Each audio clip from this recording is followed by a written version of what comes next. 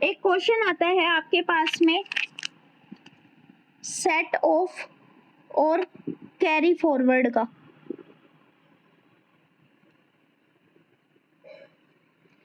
Carry forward set of का मतलब आपने समायोजित कर दिया, उसमें इंक्लूड कर दिया, और कैरी फॉरवर्ड का मतलब होता है आगे ले जाना।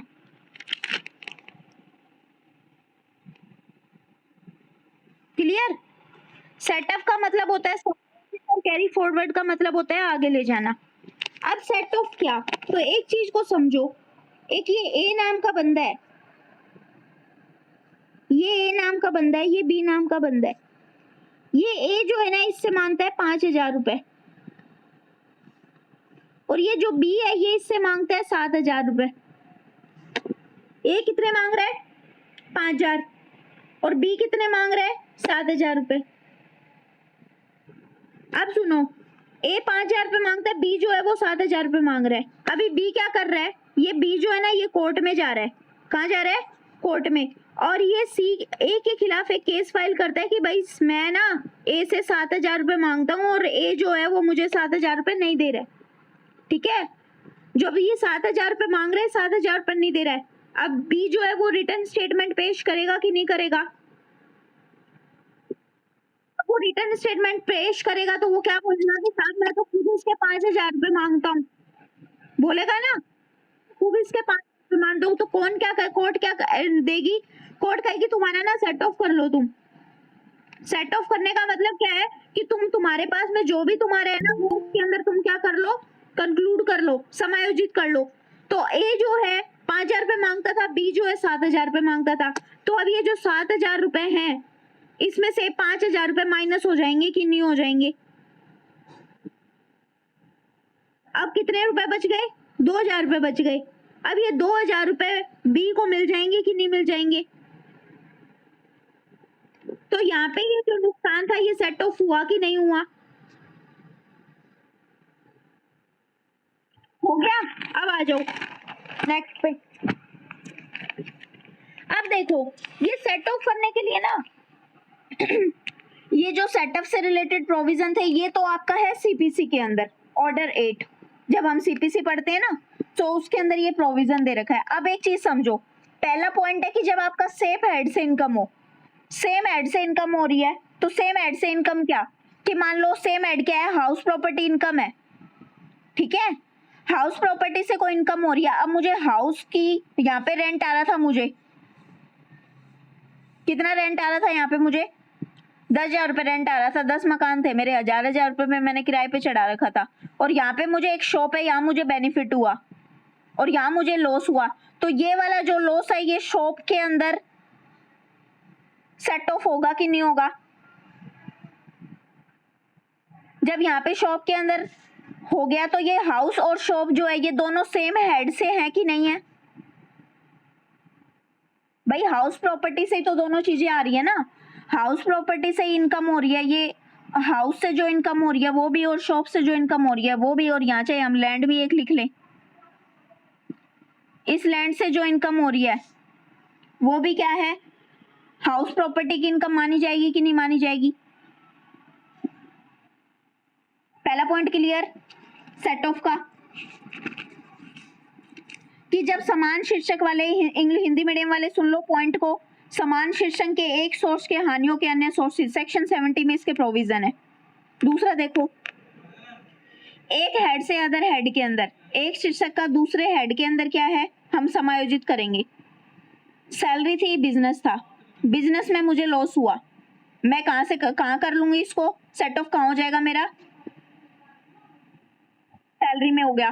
ठीक है, कैपिटल गेन की जो असेट होती है ना वो सिर्फ कैपिटल गेन से ही होती है, जो कैपिटल गेन के अंदर हुआ है ना तो वहां पे वो सेम में ही होगी। ये इसका अपवाद है, एक्सेप्शन है। भाई तुमने जब हेड की बात बोली ना तो एक हेड से दूसरे हेड में होती है, इसमें 3 एक्सेप्शन निकल के आते हैं। एक तो आपका सैलरी हो गया, बिजनेस हो गया, कैपिटल गेन हो गया। बिजनेस में कोई मुझे लॉस हुआ तो मैंने सैलरी में कर लिया, कैपिटल गेन में मुझे कोई लॉस हुआ तो मैं कहां पे करूंगी, सेम हेड में करूंगी। एक होता है सैलरी, सैलरी के अंदर मुझे कोई लॉस हो रहा है ना तो वो सैलरी वाला कहां पे होगा, कहीं भी नहीं होगा। अब मुझे एक बात बताओ, मेरी सैलरी थी 8,000 रुपए और दूसरे महीने मेरी सैलरी हो गई 6,000 रुपए, तो मैं कहाँ से सेट ऑफ कर दूंगी?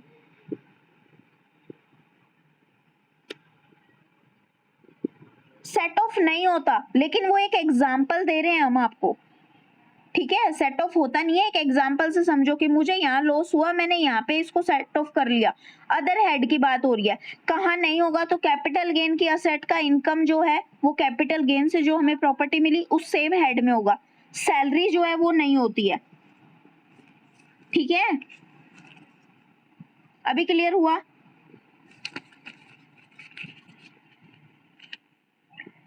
अब नेक्स्ट आता है बिजनेस का। बिजनेस के अंदर मुझे कोई लॉस हो रहा है, ठीक है? तो वो सेट ऑफ क्या है, 71 में नहीं हुआ, सेक्शन 71 में क्या है, नहीं हुआ कवर, ठीक है? तो फिर उसको मैं कितने सालों तक ले जाऊंगी आगे? 8 सालों तक। आने वाले 8 सालों तक इसको क्या है, कैरी फॉरवर्ड कर दिया जाएगा कि आने वाले जो भी 8 साल हैं उसके अंदर जब आपका असेसमेंट ईयर आएगा ना, कर निर्धारण ईयर जो होता है, उसके अंदर क्या है, आप इसको कवर कर दोगे। फिर कंपनी है, तो कोई कंपनी है मान लो, तो कंपनी का कंपनी में ही हो जाएगा। अब मान लो मेरी कोई कंपनी थी, मैंने आपको बेच दी, ठीक है, या अमागलमेशन कर लिया कंपनी के साथ में, तो जो पहले वाली कंपनी थी उसमें जो भी लॉस हुआ, जो भी डेप्रिसिएशन हुआ, वो आगे जाने वाली कंपनी के अंदर क्या है, आगे जाने वाली जो कंपनी है उसमें जो भी आपको इनकम होगी उसके अंदर क्या है, उसको सेट ऑफ जो है वो कर लिया जाएगा। सट्टेबाजी का, सट्टेबाजी में होगा, अगर नहीं हुआ तो नेक्स्ट ईयर तक उसको क्या है, कैरी फॉरवर्ड कर देंगे। कैपिटल गेन है, कैपिटल गेन दो टाइप की, कैपिटल गेन को दो भागों में डिवाइड कर दो, कैपिटल गेन को दो भागों में डिवाइड कर दो, एक होती है आपकी शॉर्ट टर्म और एक होती है आपकी लॉन्ग टर्म, ठीक है? शॉर्ट टर्म का कितना महीना है, यानी कि 36 मंथ, यानी कि आपका कितना हो गया, 3 साल, ठीक है? और लॉन्ग टर्म का जो शॉर्ट टर्म नहीं है, ठीक है, मतलब कि 3 साल से ऊपर का ही हो गया। तो जब ऐसी बात होती है कैपिटल गेन का होता है, तो कितने टाइम तक हम इसको कैरी फॉरवर्ड कर सकते हैं, 8 साल तक। कि जब भी हमको कैपिटल गेन में होगा, घुड़दौड़ का हो गया तो घुड़दौड़ का घुड़दौड़ में ही होगा, अगर नहीं हो पाता है तो 4 साल तक क्या है, उसको हम कैरी फॉरवर्ड कर देंगे। फर्म का देखो, जब फर्म की बात करते हैं ना, तो फर्म के अंदर हमें सबसे पहले पता होना चाहिए कि फर्म के अंदर अगर हमें कोई नुकसान हुआ, लॉस हुआ, तो उसको हम कहाँ पे सेट ऑफ करेंगे। तो इसके लिए सेक्शन 75 जो है, कौन सा सेक्शन है, सेक्शन 75। 75 क्या बोलता है कि जहाँ पे 1 अप्रैल 1992 से पहले की बात है, तो वहां पे तो क्या है कि जो फर्म के जो पार्टनर्स हैं उसमें आप कर दो, और जहाँ पे 1 अप्रैल 1993 की बात है तो उसके बाद में आपको क्या है, अकॉर्डिंग टू लॉ क्या है, उसको किया जाएगा। फिर फर्म के विधान में परिवर्तन होने से, अब ये मान लो कोई फर्म है, उसमें कोई चेंजमेंट हो गया कि भाई ये एक फर्म थी, इसके अंदर इसका एक पार्टनर है, उसकी डेथ हो गई, पार्टनर की क्या हो गई, डेथ हो गई। तो अब वो जो डेथ हो गई तो वो कैसे होगा, उसके जो पार्टनर्स हैं उस पार्टनर्स में पार्टीशन हो जाएगा कि नहीं हो जाएगा सेट ऑफ का, ठीक है? अब कोई टैक्स पेयर है, उसका कोई उत्तराधिकार में कोई बिजनेस है, कोई ट्रेड है, कोई प्रोफेशन है, वहां से कोई पैसा हुआ, तो उसका समायोजन कहाँ पे होगा, उसका भी वहां पे उत्तराधिकार के अंदर ही होगा। और कुछ ऐसी अदर कंडीशंस हैं जिसमें आप जो, आपको जो भी लॉसेस होते हैं उनको आप सेट ऑफ करते हो या कैरी फॉरवर्ड करते हो।